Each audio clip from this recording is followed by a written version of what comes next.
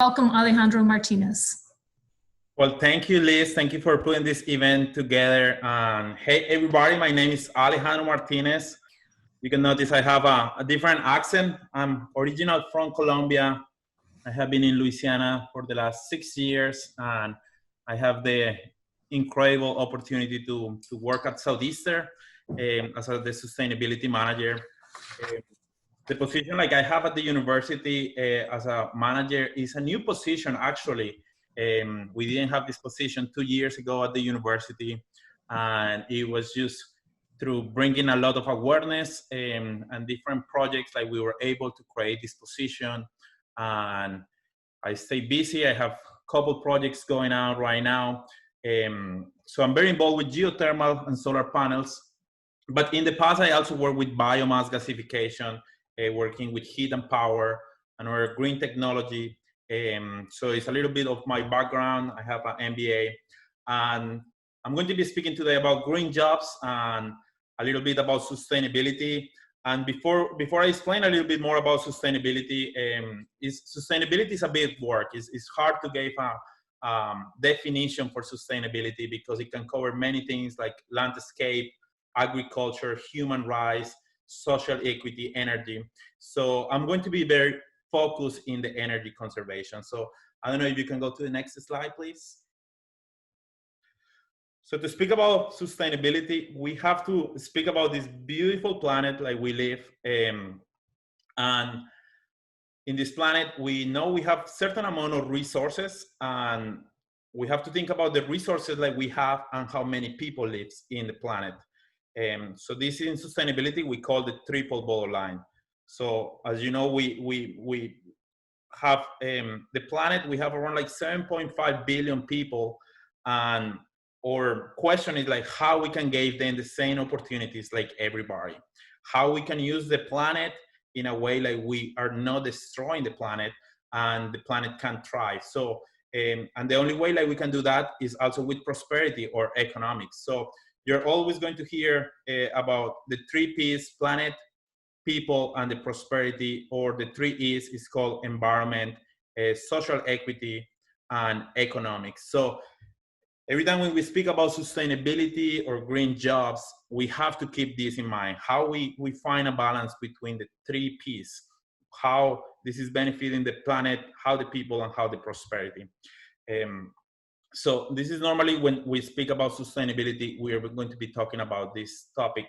So, and the main goal with sustainability is to reduce poverty, reduce zero hungry, educate people, and increase the health. So that's our main job, and of course the planet is the main emphasis. So can you go to the next slide, please? So what is a green job? And again, this is green job is focusing the energy conservation. I'm not talking anything about agriculture or landscape, but when we speak about a green job, we are talking about something like we can, when we are helping the environment. So when we speak about like green jobs, one of them, of course, is energy, how we can use the energy to be more efficient, how we can use renewable sources. But when we speak about renewable sources, we have to also considering what is the best thing in our case for Louisiana. So in some place, like in our case, we don't have enough wind patterns, or we don't have enough water resources to do hydropower or wind power, but we do have a lot of solar, and we have a great ground for the geothermal. So when we think about green jobs, this is some jobs like we have in Louisiana. And of course, the main goal here is how we can reduce the energy like we have in our case. And the way like we reduce that energy is like we just need to be very efficient. And what we're trying to do is to do conservation of the natural resources, trying to use what we have over and over. And something like is very important in this is how we measure this. And the way that we measure this is with greenhouses and pollution reduction that we have. So, and the only way that we can change energy codes and standards and different things is what we're doing today, just with environmental compliance, how we, sorry for my arrows, not the prettiest one, but how we can create a new solutions, how we can come to the economy, how we can do the things who can change how we are doing business and how we are using the energy efficient.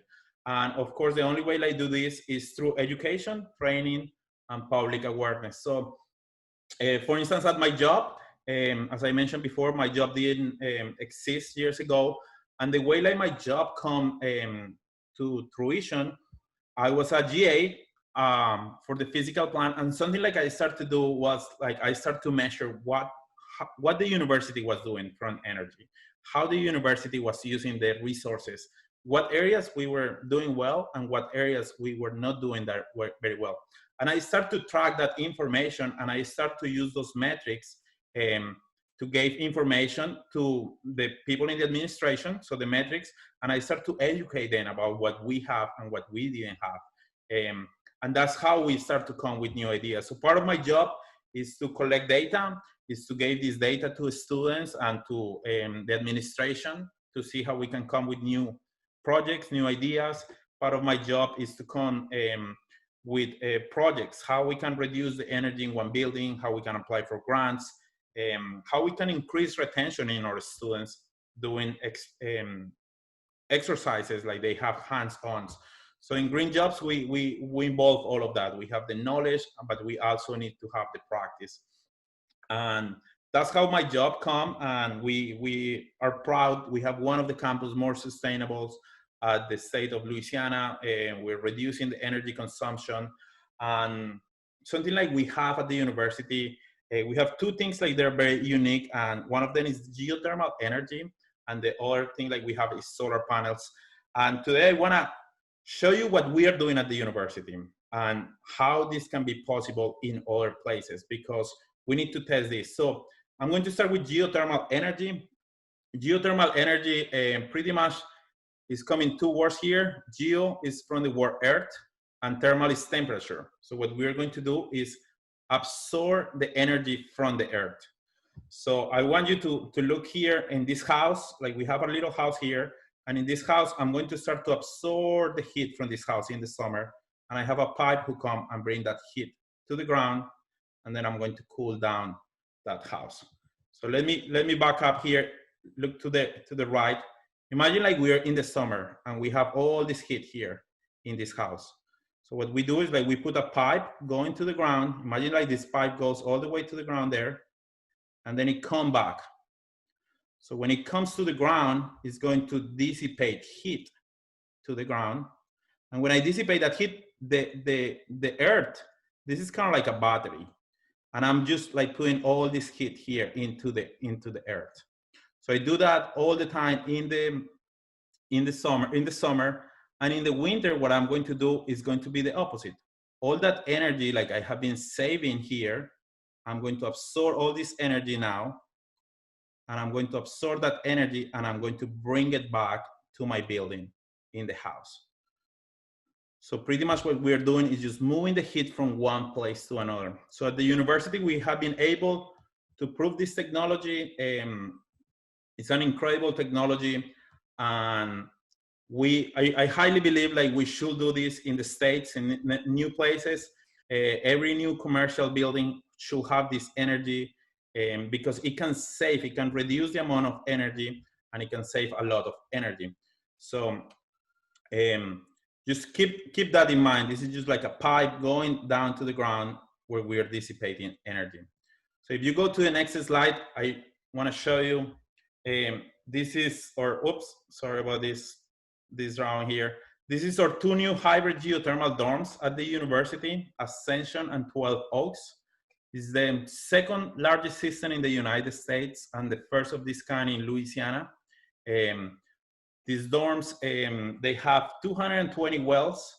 So underneath the ground, this is one well, this is another well here, another well here. So we have 220 wells, and they go all the way into the ground. This deep here is 300 feet. Now in these two dorms like we have here, we have 556 rooms. So we have at least 556 students living here. But normally we have around like 800 students living in these dorms. So again, in these dorms, there is no AC unit in this building. And what we are doing is just using the energy as a heat source. So again, it's hard to see in these numbers, but this day was a winter day. It was 39 degrees outside. And if you will be able to see these two numbers here, we're trying to warm up the buildings at 65 degrees. So what we are doing this day, we were absorbing the heat from the ground, and then the heat was moving to the dorms, warming up the dorms, and then it comes down in a closed loop. And we do this over and over and over. So something like is very cool about these dorms is to compare to our traditional dorms. We have 8 traditional dorms at the university. They're very efficient dorms. They have good insulation, good AC units, good LED lights. And these dorms are actually 36% more energy efficient, meaning our electricity was 36% cheaper, and we save 52% more gas efficient. So what this means is like we reduce the green emissions gases and we reduce the air pollution. So if you remember, we start to speak about the planet, people, and profit. So just think about this in this moment, in this, what we're doing with the dorms. With the dorms, what we're doing right now for the planet, we're reducing the green emissions. We're reducing the green emissions, we're reducing the air pollution. We have students who are living there. It's a hand-on experience. They come, they tour the dorms. They have able to stay there so they can get their education. And we're saving money. So these 2 dorms, they have been designed to last for 20 years. And last year, this is amazing. Last year, we saved $120,000 compared to our traditional dorms. So if you bring those 20 years to today, we're going to be saving $2 million with these dorms. So we're saving money for the university. We have happy students there getting their education, and we are helping the planet. So this is very exciting. If you want to really learn more information, or if you're interested to know who can make this, the company Metro is the company who installed this for us. You can check with them.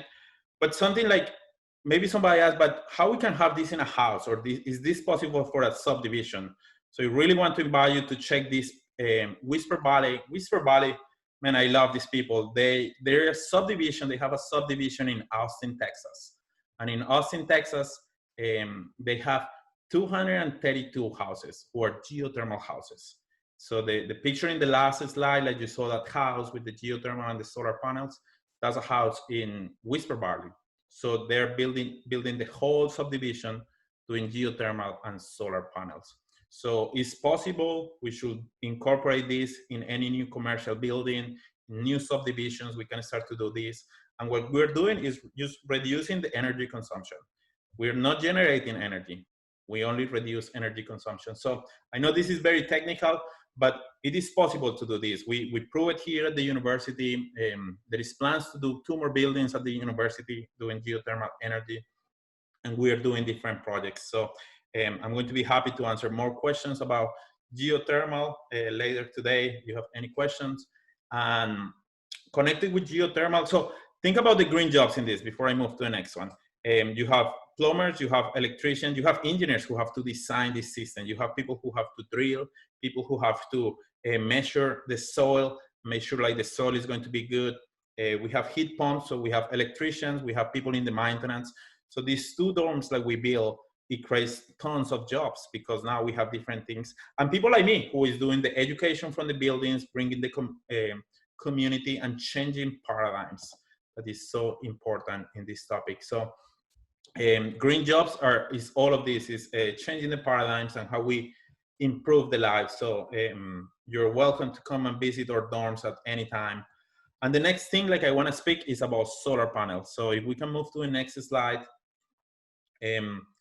At the university, I don't know why I have that little right there still, but at the university, we have 2 kind of like solar panels, and many people is maybe familiar with these photovoltaic panels, and it's using the sun to generate electricity.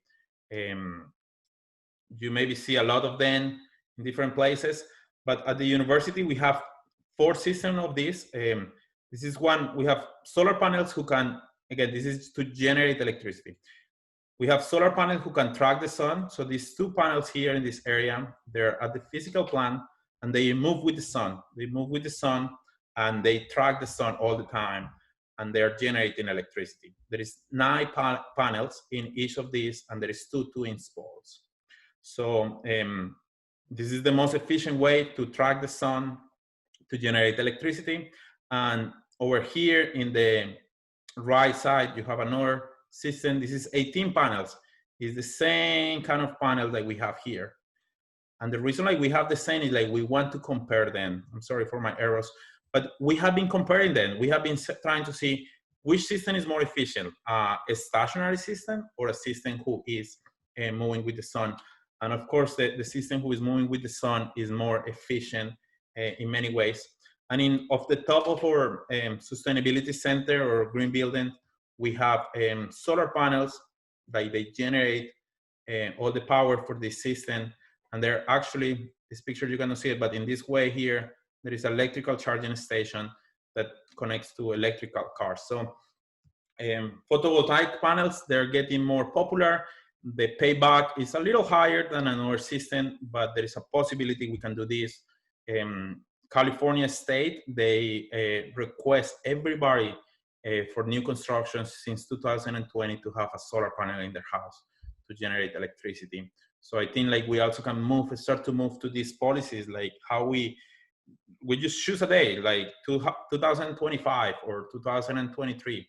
All new constructions can have solar panels who reduce the amount of energy. I mean, we live in Louisiana, we have too much sun, and there's too many ways we can be generating electricity.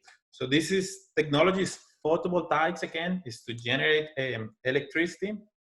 But there is another kind of technology, I don't know if you can go to the next slide, and it's also solar panel, but in this case, it's called solar thermal energy. And solar thermal energy is using the sun to heat water.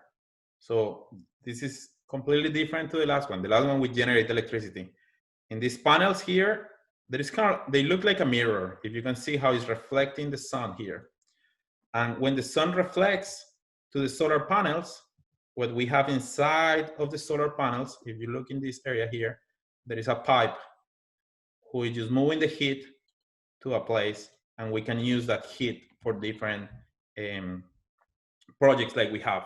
So we can use this heat to heat a building or a greenhouse. So at the university, we heat 2 greenhouses with this system, and we also use some of this heat to heat our biology building.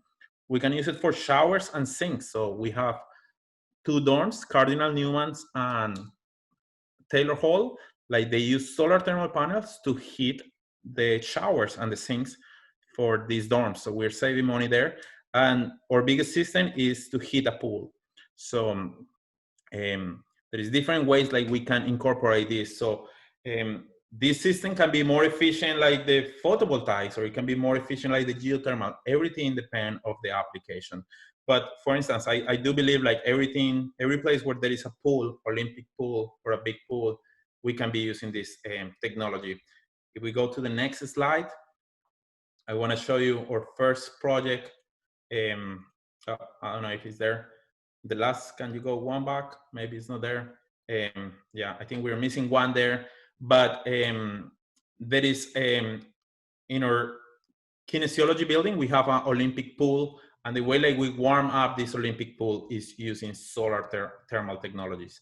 If you think again, the 3 Ps, what we are doing, we are using solar panels to reduce the amount of heat like we have, the heat like we need to warm this pool. We have students who come to the pool, they can swim in the pool, they are happy, they're learning different things, and we're saving money from the university. So there is different things that we can do for do this. So again, part of have a green job is, well, have metrics, show how we are saving money, how we are benefiting the planet, the people, and the prosperity. So I want to thank you, everybody. And if you're interested to learn more about us, you can go to Southeastern Sustainability, go to our social media. We're always posting pictures, information like we are doing. And we have a green building, like we can schedule a free tour where people can come there and have some experience there. So So that's all I have for you, and I will be answering some questions later for you. So I'm turning to Liz, and thank you so much for being here, for being an advocacy for green jobs. Thank you.